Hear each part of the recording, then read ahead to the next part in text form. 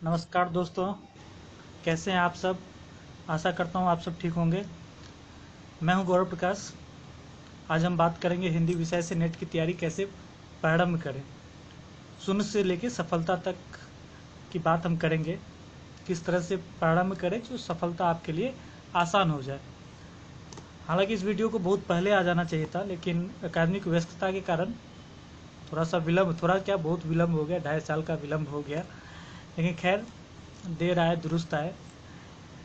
आगे बढ़ने से पहले मैं अपने बारे में बता दूं। मैंने दिसंबर 2018 में जीआरएफ क्वालिफाई किया था और अभी दिल्ली विश्वविद्यालय में शोधरत हूँ। तो आगे बढ़ते हैं। तो सबसे पहले हम परीक्षा परिचय प्राप्त करेंगे। देखेंगे कि यूजीसी नेट जीआरएफ क्या होता है। यूजीसी का फुल फॉर्म हो गया यूनिवर्सिटी ग्रांट कमीशन। इसको हिंदी में बोलेंगे विश्वविद्यालय अनुदान आयोग। अच्छा, इसका काम क्या है। यूजीसी विश्वविद्यालय को अनुदान देती है, जिससे कि विश्वविद्यालय सुचारू रूप से चलता है, जहाँ पे अध्यापन, अध्ययन और शोध का कार्य सुचारू रूप से चलता है। ठीक है। अब यूजीसी क्या करता है, नेट जेआरएफ का एग्जाम भी करवाता है, कंडक्ट करवाता है। ठीक है। और उसके लिए उसने हायर कर रखा है एनटीए को, यानी नेशनल टेस्टिंग एजेंसी को उसने हायर कर रखा हुआ है नेट जेआरएफ का एग्जाम लेने के लिए। ठीक है। अब नेट जेआरएफ क्या होता है, तो नेट यानी कि नेशनल एलिजिबिलिटी टेस्ट। ठीक है। इससे पास करने से, ये क्वालिफाई करने से आप असिस्टेंट प्रोफेसर के लिए एलिजिबल हो जाओगे। ठीक है। और जेआरएफ जूनियर रिसर्च फेलोशिप, यानी कि इसे क्वालिफाई करने से आपको फेलोशिप मिलने लगेगी यूजीसी से, जिससे कि आप अपना शोध सुचारू रूप से कर सकें बिना जीविकोपार्जन का चिंता किए हुए। ठीक है। अब ये नेट जेआरएफ क्वालिफाई कैसे करेंगे। ठीक है। इसके लिए एक जो एग्ज़ाम लेता है एनटीए के माध्यम से, जो एग्ज़ाम यूजीसी लेता है, ठीक है, उसमें जो कट ऑफ होता है, यानी कि यूजीसी का एक अपना मापदंड है, जो इतना हमें नेट लेना है। ठीक है। तो उस कट ऑफ के अंदर वो नेट क्वालिफाई चुनता है। ठीक है। अब नेट क्वालिफाई से जो अपर 6% के होंगे, यानी कि जो पूरा नेट क्वालिफाई किए हैं उसमें सबसे ऊपर, यानी कि ऊपर से जो 6% लोग होंगे, वो जूनियर रिसर्च फेलोशिप यानी कि जेआरएफ के लिए क्वालिफाई करेंगे। ठीक है। तो अब इसमें हम देखेंगे जो नेट जेआरएफ दोनों चीज़ें। अब अगर एक अभी के वर्तमान संदर्भ में हम देखें तो नेट का महत्व बहुत कुछ रह नहीं गया है। इसलिए नहीं रह गया है क्योंकि अधिकतर यूनिवर्सिटी अब पीएचडी कंपलसरी कर दिया है। तो नेट का एग्ज़ाम भले ही अब इंट्रेंस से हो सकता है आपको छूट मिल जाए, विश्वविद्यालय सब में पीएचडी के एंट्रेंस में आपको छूट मिल जाए, लेकिन अगर जॉब के लिए जाते हो तो आपको उसके लिए पीएचडी होना चाहिए। तो जब पीएचडी कंपलसरी है, तो आप अगर पीएचडी करने जाओ तो आपके पास अगर जीआरएफ रहे तो आपको पीएचडी करना आसान हो जाएगा, क्योंकि आपको फिर अपने जीविकोपार्जन की चिंता नहीं रहेगी। आप आराम से अच्छे से गुणवत्तापूर्वक जो है सो अपने शोध को आप कर सकते हैं। ठीक है। अब इसमें हम आगे देखेंगे इसका परीक्षा प्रतिरूप। ठीक है। परीक्षा प्रतिरूप यानी कि इसके एग्जाम का क्या पैटर्न है। इसका ये जो यूजीसी नेट जेआरएफ का परीक्षा होता है, ये 2 पेपर होते हैं इसके। इसमें 50 एक पेपर होता है 50 क्वेश्चन का, और दूसरा पेपर होता है 100 क्वेश्चन का, यानी 100 प्रश्न का। ठीक है। 50 यानी एक 50 प्रश्न में इनको 100 अंक दिए जाते हैं, यानी कि एक क्वेश्चन 2 नंबर के होते हैं। ठीक है। उसी तरह से पेपर 2 में 100 क्वेश्चन होते हैं, जिसमें 200 मार्क्स आपको दिए जाते हैं। उसका परीक्षा अवधि होता है 3 घंटे का। ठीक है। जबकि पहले जो होता था वो 2+1 ऐसे करके रहता था, यानी कि 1 घंटे आपका फर्स्ट पेपर का होता था और फिर ब्रेक देके फिर 2 घंटे का पेपर होता था पेपर 2, लेकिन कुछ परिवर्तन हुआ है, उसके बाद से 3 घंटे का ही पेपर होता है, जिसमें आपको दोनों पेपर एक साथ ही करने होते हैं। ठीक है, पहले जैसे अभी एनटीए एग्ज़ाम ले रहा है, पहले उससे पहले सीबीएसई एग्ज़ाम लेता था, तो समय के साथ साथ पैटर्न बदलते रहा है। पहले 3 पेपर भी होते थे, तो खैर अभी की बात करते हैं। अभी 2 पेपर होते हैं, जिसमें पहला पेपर 50 नंबर का होता है, 50 क्वेश्चन के होते हैं, जिसमें कि आपको 100 नंबर मिलते हैं। और दूसरा जो पेपर होता है वो 100 प्रश्न के होते हैं, और जिसमें आपको 200 अंक के पेपर होते हैं वो। ठीक है, अब हम देखेंगे पेपर 1। पेपर 1 में क्या होता है, किस तरह से पेपर 1 को हम देख सकते हैं। ठीक है, तो पेपर 1 को देखने से पहले आप इसके सिलेबस को देखें। पेपर 1 में मतलब पेपर 1 को अगर आप देख रहे हैं जो पेपर 1 में क्या पूछा जाता है, तो उसमें आप सबसे पहले आप सिलेबस को देखें। तो सिलेबस में आपको सबसे पहला इकाई है शिक्षण अभिवृत्ति।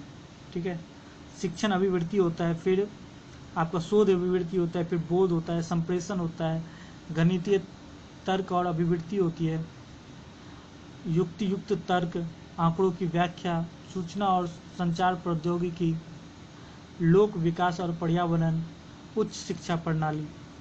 ये जो है ये टॉपिक आपको फर्स्ट पेपर से पूछे जाते हैं। ठीक है, अब शिक्षण अभिवृत्ति क्या होता है?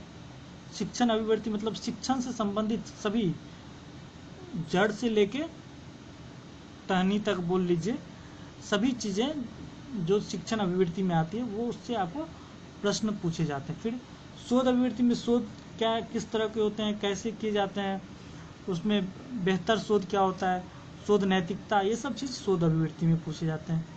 फिर बोध यानी कि आपको एक गद्यांश दे दिया जाएगा, उसमें से आपको प्रश्न करने होंगे।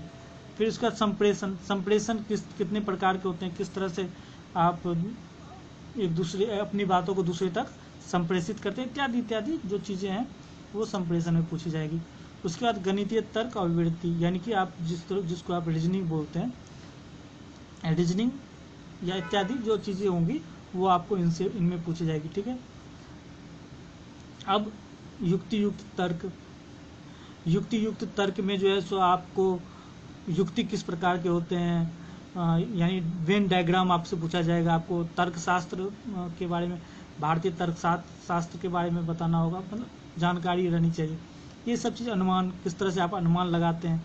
ठीक है, ये चीज़। उसके बाद होता है साथ में क्या है, आंकड़ों की व्याख्या, यानी कि DI, डाटा इंटरप्रिटेशन, इसको अंग्रेजी में बोलते हैं। किस तरह से आपके पास अगर मान चलिए आप शोध कर रहे हैं, तो आप कहीं से डाटा आप जुटा रहे हैं।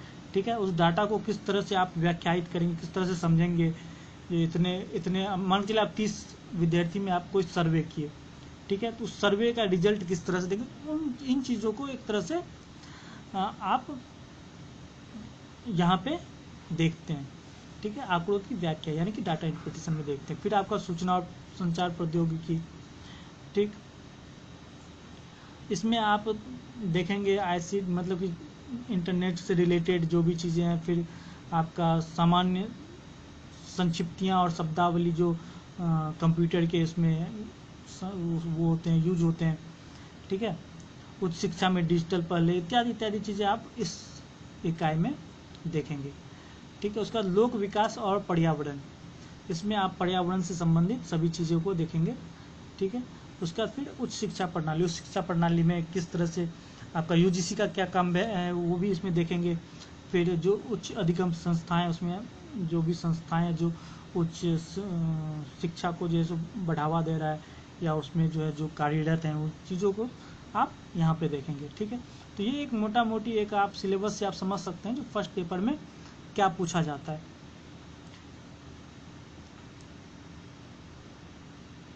अब हम देखेंगे पेपर 1 के लिए किताबें। ठीक है, अच्छा, आप जो ये किताबें, जो ये सिलेबस आपका है, इस सिलेबस के लिए हर इकाई के लिए एक अलग अलग बुक आता है। ठीक है, लेकिन आप उन बुक में लगेंगे तो आपको समय ज़्यादा लगेगा, आप सेकेंड पेपर में उतना समय नहीं दे पाएंगे।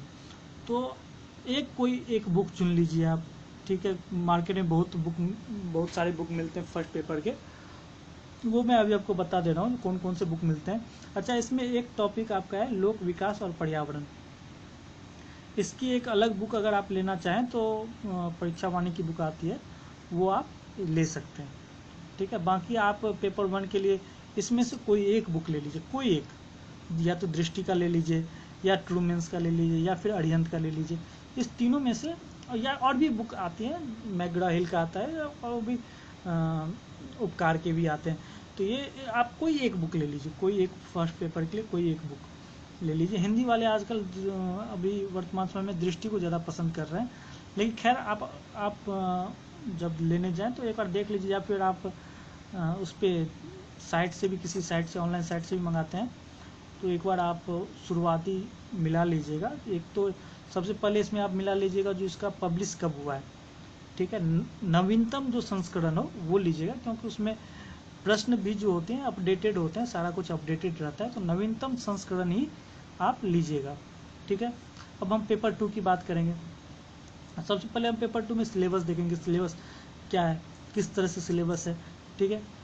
तो इकाई 1 में क्या है, हिंदी भाषा और उसका विकास, फिर है हिंदी साहित्य का इतिहास, फिर हिंदी साहित्य की गद्य विधाएँ, फिर इसमें साहित्य शास्त्र है, वैचारिक पृष्ठभूमि है, फिर हिंदी कविता है, फिर हिंदी उपन्यास है, फिर हिंदी कहानी, हिंदी नाटक, हिंदी निबंध, आत्मकथा, जीवनी तथा अन्य विधाएँ, ठीक है। ये अन्य विधाएँ, तो ये आपको हिंदी में पूछे जाते हैं। इसमें हिंदी भाषा और उसका विकास, इसके लिए आप भोलानाथ तिवारी की किताब आती है, वो आप देख सकते हैं। फिर हिंदी साहित्य का इतिहास, इसके लिए तो बहुत, वो बुक की चर्चा हम करेंगे आगे। ये मैं आपको एक मोटी बता दे रहा हूँ, जो इसमें आप किस तरह से आपको करना है वो चीज़ मैं आपको बताऊंगा अभी, ठीक है। अब देखिए हिंदी साहित्य की गद्य विधाएँ, किस तरह से गद्य विधाओं का विकास होता है, वो सारी चीज़ें हम यहाँ पे दिया गया है। फिर साहित्य शास्त्र में आपका पाश्चात्य शास्त्र, पाश्चात्य साहित्य शास्त्र है। साहित्य शास्त्र में आप इसको काव्य शास्त्र भी बोलते हैं, ठीक है। पाश्चात्य काव्य शास्त्र, भारतीय काव्य शास्त्र, दोनों का अध्ययन आपको इसमें करना है, ठीक है। जिसमें कि आपको रस, अलंकार, रीति, ध्वनि, वक्रोक्ति इत्यादि इत्यादि देखना है। फिर आपको अरस्तु का सिद्धांत हो गया, प्लेटो का काव्य सिद्धांत, ये सारी चीज़ें आप देखेंगे।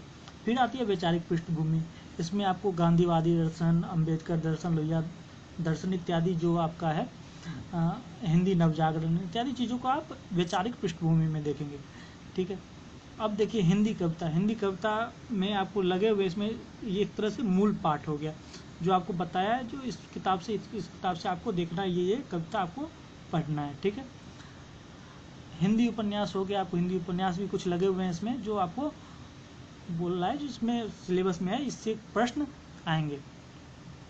फिर हिंदी कहानी दिए हुए हैं, जो इन कहानियों को पढ़ना है, लेकिन इन कहानियों को पढ़ना है। हिंदी नाटक में भी दिया, सारा कुछ दिया। मैं इसमें एक चीज़ यहाँ पे आपको बता दूंगा, जो बता देना चाहता हूँ।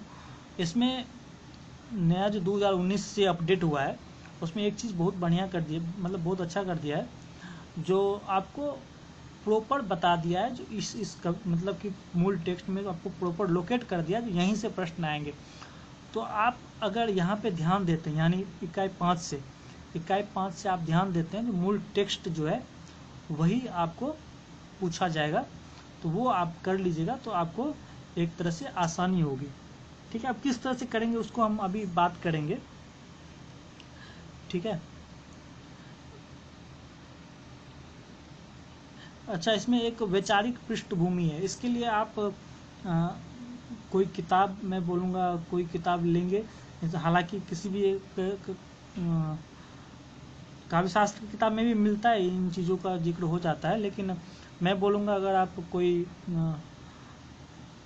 वस्तुनिष्ठ कोई किताब मिल जाए, जिसमें आपको सारी चीज़ें मिल जाए, या फिर आप नेट का सहारा ले सकते हैं।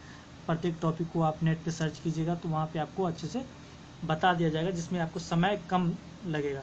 हालांकि इन चीज़ों को पढ़ना है आगे जाके, लेकिन अगर अभी आप समय बचाना चाह रहे हैं, तो उसके लिए मैं बता रहा हूँ, जो आप नेट से, या फिर आप कोई एक किताब ले लीजिए जिसमें सारा मिल जाए आपको, तो उसको आप वैचारिक पृष्ठभूमि वाला देख सकते हैं। साहित्य शास्त्र के लिए भी बुक है, मैं वो बुक की चर्चा अभी करूँगा, ठीक है। आप देखिए इनके लिए पेपर 2 के लिए कौन कौन सी किताबें। ये जो किताबों का लिस्ट मैंने दे रखा है ये क्रम में है, ठीक है। तो आप अगर तैयारी करना, आप अगर स्टार्ट किए अभी नेट की तैयारी करना स्टार्ट किए हैं या करने का सोच रहे हैं, तो जो किताबें मैंने यहाँ बताई है वो क्रम में है, ठीक है। तो आप भी इसको क्रम में पढ़ें, तो आपको फिर आपका कंसेप्ट क्लियर हो जाएगा और आपको परीक्षा देने में आसानी होगी, ठीक है।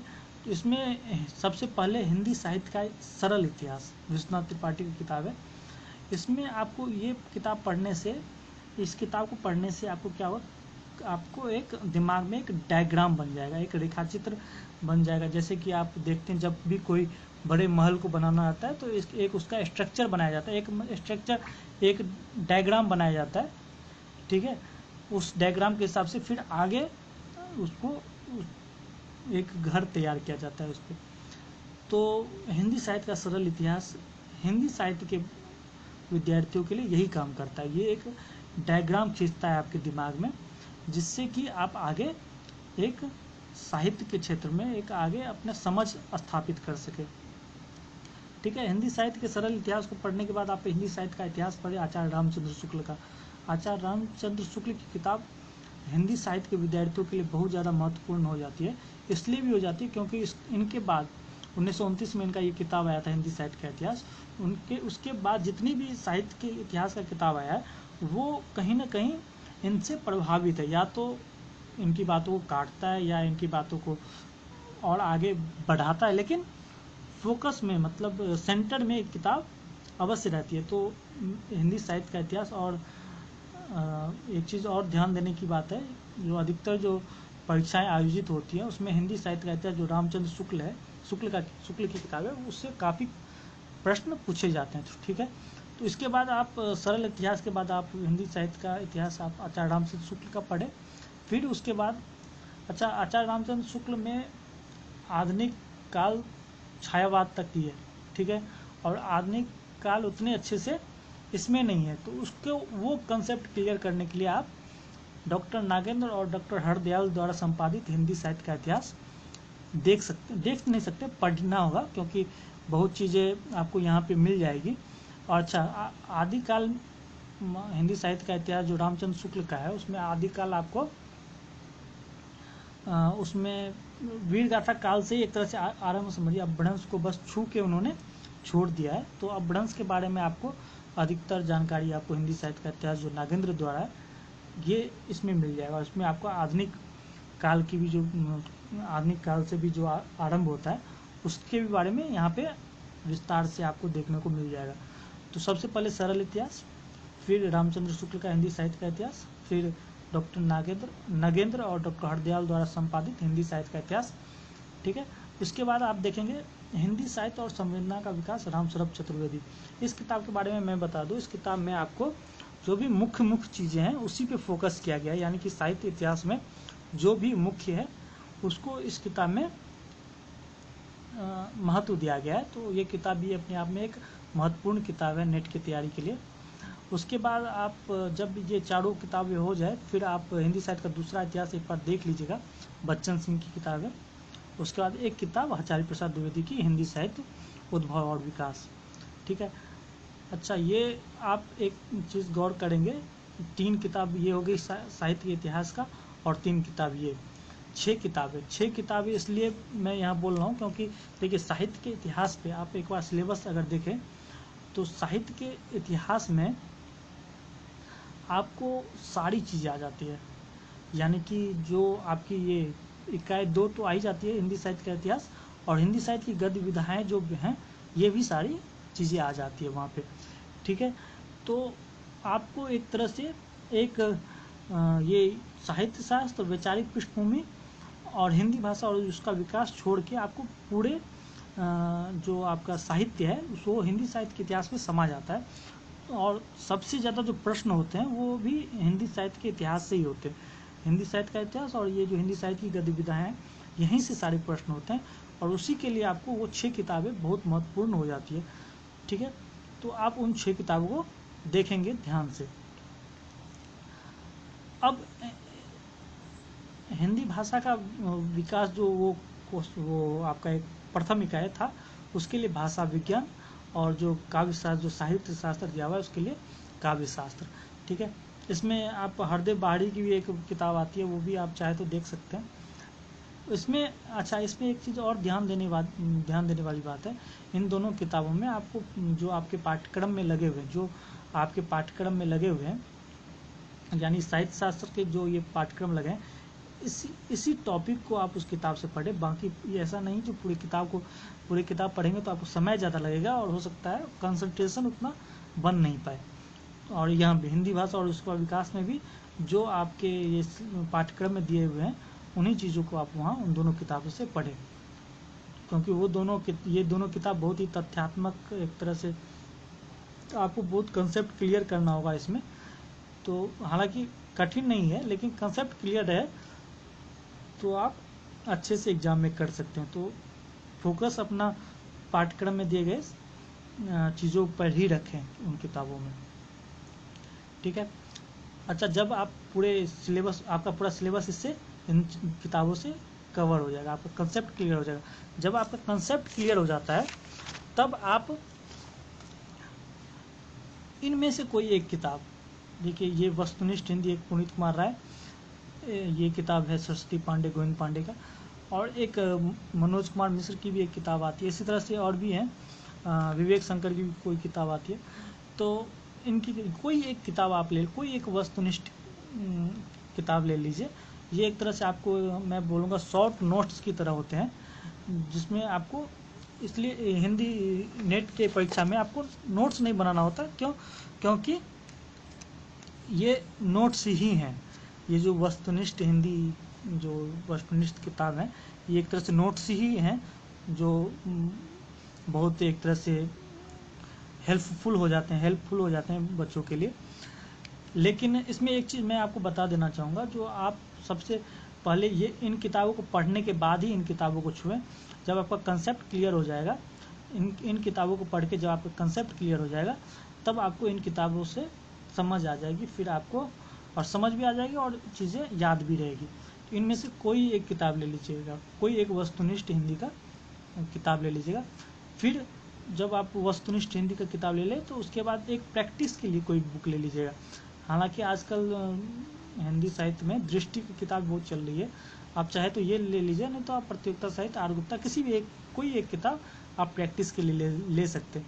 लेकिन ये ध्यान रखना है, ये किताब वस्तुनिष्ठ हिंदी और ये प्रैक्टिस किताब, ये दोनों आपको, जब आप पूरी किताब, पूरा टेक्स्ट बुक पढ़ लें, तब आप जो है इन किताबों को छुएं। उससे पहले मैं बोलूँगा नहीं छुएं, वही सही रहेगा, क्योंकि आपका कंसेप्ट क्लियर नहीं होगा तो आप, ऐसा लगेगा कि बीच बसधार में कहीं फंस गए हैं, आपको कुछ समझ में नहीं आएगा क्या पढ़ रहे हैं, नहीं पढ़ रहे हैं, और एक लिंक नहीं बना रहेगा, आपका लिंक नहीं बना रहेगा तो फिर पढ़ने में मन नहीं लगेगा, फिर आपको पढ़ाई बीच में ही छूट जाएगा, फिर वो नेट जो है थोड़ा सा मुश्किल हो जाएगा, सफलता आपके लिए थोड़ी सी मुश्किल हो जाएगी। इन दोनों किताबों को, इन किताबों को अंत में देखें, पहले आप इन किताबों को देख लें, ये जो टेक्स्ट बुक है आपका, इन किताबों को देख लें, इससे आपका कंसेप्ट क्लियर हो जाएगा, फिर आप इन किताबों को छुएं। ठीक है, अच्छा, अब आपका जो इन किताबों से सब कुछ तो क्लियर हो जाती है, लेकिन इकाई 5 से जैसे जो टेक्स्ट है वो आपको पढ़ना पड़ेगा। वो आप ऐसे नहीं कर सकते हैं, जो आप एक बार जो है सो आपको देखना ही होगा वो चीज़ें, तो जो आपको टेक्स्ट लगे हुए हैं, जैसे हिंदी कविता हो गया आपका, हिंदी उपन्यास हो गया, हिंदी कहानी, हिंदी में जो लगे हुए हैं, जो इस सिलेबस में है, वो आपको एक बार पढ़ना होगा। तो मैं आपको यही सजेस्ट करूंगा, जो दिन में जब आप साहित्य के इतिहास कोई एक बुक आप पढ़ेंगे, उसमें से, और आपका जो फर्स्ट पेपर का बुक है, इन दोनों पढ़ने के बाद अगर थोड़ा समय आप जो है इन किताबों को भी दें। इन किताब, कोई एक किताब ले लीजिए, कोई एक उपन्यास ले लीजिए, जो साथ साथ आप कर सकते हैं। हालांकि अभी आप अगर स्टार्ट कर रहे हैं तो अभी आपके पास समय होगा, क्योंकि ये इस एग्ज़ाम को तो आप देंगे ना, इसके बाद वाले एग्ज़ाम को भी आप देंगे, जो यानी अभी जो होने वाले, जब भी हो, नवंबर, अक्टूबर, नवंबर जब भी हो, उसके बाद वाले जो एग्ज़ाम होंगे वही आप देंगे। तो उसके लिए जो है अभी से एक कविता, एक उपन्यास, कोई एक किताब ले लीजिए साथ में पढ़ने के लिए। जैसे आप हिंदी साहित्य के इतिहास को पढ़ते हैं और फर्स्ट पेपर की एक बुक पढ़ते हैं, तो उसके साथ साथ आप इन किताबों से कोई एक ले लीजिए, कोई एक कहानी ले लीजिए, कोई एक निबंध ले लीजिए, जो साथ साथ फ्री समय में आप पढ़ लें। तो इससे क्या होगा, आपको अंत समय में बोझ भी नहीं होगा और आप अच्छे से इन रचनाओं को पढ़ भी लेंगे और समझ भी लेंगे। ठीक है, तो जो इकाई 5 से जो सिलेबस में आपको जो रचनाएं लगे हुए हैं उसको आप अच्छे से देख लेंगे। ठीक है, पढ़ लेंगे। ठीक है, अब आपको पेपर 2 के लिए किताबें बता दी। अच्छा, मूल पाठ की तैयारी मैंने बता दिया। जो हिंदी उपन्यास, हिंदी कहानी, नाटक, निबंध या जो आपको रचनाएं लगी हुई है वो आप फ्री टाइम में उसको आप पढ़ें। तो उससे क्या होगा, आपको सारी चीज़ आपने पढ़ ली, आप पढ़ लेंगे और आपको एक समझ में भी आ जाएगा और आप उसको अगर एग्जाम में आता है तो उसको आप कर भी सकते हैं, या फिर अंत समय में आपको ज़्यादा बोझ नहीं बनेगा आपको पढ़ना। तो इन चीज़ों को भी साथ साथ करते रहें। ठीक है, अब कुछ ज़रूरी बातें। सबसे ज़रूरी बात, पाठ्यक्रम का फोटो कॉपी आप करवा के रख लीजिए और उसको बार बार जब आप पढ़ने बैठे तो सबसे पहले आप एक बार पाठ्यक्रम देख लें, क्योंकि अगर आप पाठ्यक्रम देख लेते हैं, आप अपने सिलेबस को देख लेते हैं तो आप उसी हिसाब से फिर आगे की रणनीति बनाते हैं और उसी हिसाब से अपना तैयारी करते हैं। ठीक है, तो पाठ्यक्रम बहुत महत्व रखता है, पाठ्यक्रम आप जरूर देखें। ठीक है, अच्छा एक चीज़ यहाँ पे छूट गया, प्रीवियस ईयर क्वेश्चन। जब आप पाठ्यक्रम देख लें फिर एक बार आप कोई एक प्रीवियस क्वेश्चन रिसेंट का, यानी कि अगर आप अभी देंगे जो इससे पहले वाला जो एग्ज़ाम हुआ होगा उसका आप क्वेश्चन देख लें किस तरह से क्वेश्चन आता है। ठीक है, तो यहाँ पे एक चीज़ आपका छूट गया है, ये आप जोड़ लीजिएगा, पाठ्यक्रम और उसके बाद प्रीवियस ईयर का क्वेश्चन कोई एक देख लीजिएगा। ठीक, और पाठ्यक्रम तो आप ऐसा कीजिएगा, जो जब भी आप पढ़ने बैठेगा तो एक बार पाठ्यक्रम आप जरूर देख लीजिएगा। ठीक है, नो शॉर्टकट। अब नो शॉर्टकट का मतलब इसलिए सॉरी, नो शॉर्टकट से यहाँ ये तात्पर्य है, जो आपकी जो ये 2 किताबें हैं, यानी कि यहाँ पे कोई एक और यहाँ कोई एक, आप चाहेंगे इससे पढ़ ले, इससे क्वेश्चन सॉल्व कर ले और मेरा सारा कवर हो जाएगा और फिर मैं एग्ज़ाम में बैठ जाऊँगा, एग्ज़ाम दे दूँगा। हो सकता है इससे आप सफल भी हो जाएं एक पल के लिए, अगर माने हो सकता है आप एक पल के लिए सफल भी हो जाएं, लेकिन आगे की रास्ता आपके लिए बहुत कठिन हो जाएगा। आगे का जो सफ़र होगा वो बहुत कठिन इसलिए हो जाएगा क्योंकि आपका कंसेप्ट क्लियर नहीं रहेगा।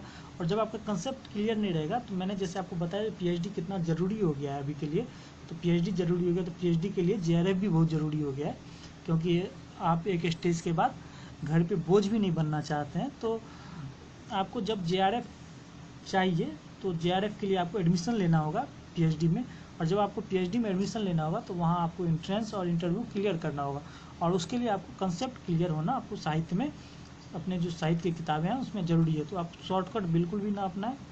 ठीक है, उसके बाद कंटिन्यूटी आप बना के रखें, अपने पढ़ाई को पर डे ऐसे बांट लें, जो थोड़ा देर आप 1 घंटा मान के चलिए आप पेपर 1 को दे दिए, फिर 2 से 3 घंटा आप एक साहित्य के इतिहास को दे दिए या फिर भाषा विज्ञान या काव्यशास्त्र को दे दिए, और 1 घंटा के करीब आप जो आपका टेक्स्ट लगा हुआ है उसको दे दिए। ठीक है, तो कंटिन्यूटी आप 3-4 घंटे का, मैक्सिमम 5 घंटे इनफ है आपको अभी के अगले एग्ज़ाम के लिए, यानी अभी जो एग्ज़ाम होने वाला है उसकी बात नहीं कर रहा हूँ, अगला जो एग्ज़ाम होगा उसके लिए अभी से आप करें तो 5 घंटे आपके लिए काफ़ी रहेगा। ठीक है, और सबसे आखिर में है पेपर 1 को नज़रअंदाज ना करें। अच्छा, ये चीज़ इसलिए मैंने यहाँ पे मेंशन किया हुआ है क्योंकि अधिकतर हिंदी के छात्र जो हैं वो हिंदी में काफ़ी अच्छा नंबर ले आते हैं, लेकिन पेपर 1 के कारण उनका सिलेक्शन भी नहीं होता।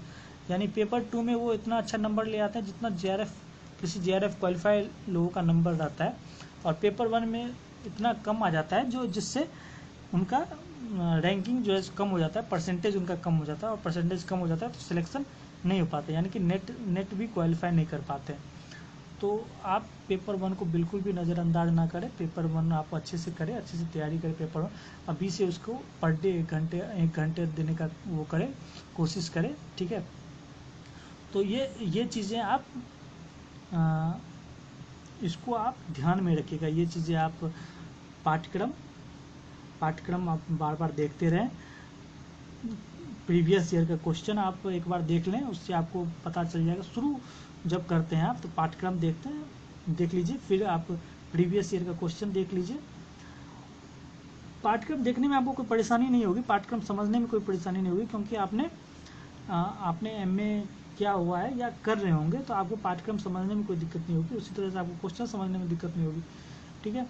जब दोनों चीज़ आप कर लें, फिर आप अपना तैयारी स्टार्ट करें। उस तैयारी में ध्यान ये रखना है कि कोई शॉर्टकट नहीं अपनाना है, जो हम कोई वस्तुनिष्ठ पढ़ लिए, कोई प्रैक्टिस किताब एक लगा लिए, ये नहीं करना है। आपको पूरा किताब जो जिस तरह से पैटर्न मैंने बताया उस पैटर्न में करना है, और कंटिन्यूटी आप बना के रखिए, ठीक है। और पेपर 1 को बिल्कुल भी इग्नोर मत कीजिए। पेपर 1 को बहुत वैल्यूएबल है, ये आपको रैंकिंग आपका अच्छा कर सकता है, आपको जीआरएफ भी दिला सकता है, इतना इसका महत्व है पेपर 1 का, ठीक है। अब इसमें आप आगे की बातें मैं इसलिए नहीं करूँगा क्योंकि अभी आपने स्टार्ट किया है, और अभी आपको हम परीक्षा की बातें कर दें तो उससे हो सकता है आप थोड़ा सा कंसंट्रेशन आपका भंग हो जाएगा। तो वहाँ तक का बात हम अभी रहने देते हैं, यहीं अपनी बातों को ख़त्म करते हैं। आप अच्छे से तैयारी कीजिए, बाकी जो परेशानी हो आप मुझे बताइएगा कमेंट में, मैं उसको कोशिश करूँगा जो सॉल्व कर दूँ। जो एक्सपीरियंस सारा कुछ मैंने जितना अभी बताया सारा कुछ एक्सपीरियंस से ही बताया कोई जो है सो जो खुद झेला हुआ है उस चीज़ों को आपको बताया, ठीक है। तो इसमें आपको कोई भी परेशानी, कोई दिक्कत हो, कोई आप मुझसे कोई गलती हुई हो तो आप मुझे कमेंट में ज़रूर बता दें, जिससे मैं अगली वीडियो में उसको ध्यान रखूं, ठीक। और जो मैं अगले वीडियो लाने का सोच रहा हूँ वो उनके लिए होगा। ये वीडियो तो बिगनर के लिए था जो अभी स्टार्ट कर रहे हैं। अगला वीडियो जो लाऊंगा मैं वो उनके लिए होगा जो 2-3 बार परीक्षा दे चुके हैं लेकिन सफलता उन्हें हाथ नहीं लगी, या फिर नेट हो गए, जीआरएफ कुछ नंबर के लिए रह गया। उन लोगों के लिए मैं सोच रहा हूँ अगला वीडियो लाऊं।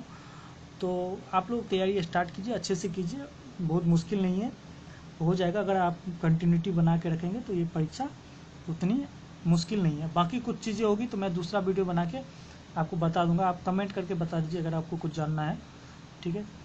तो फिर चलते हैं, धन्यवाद।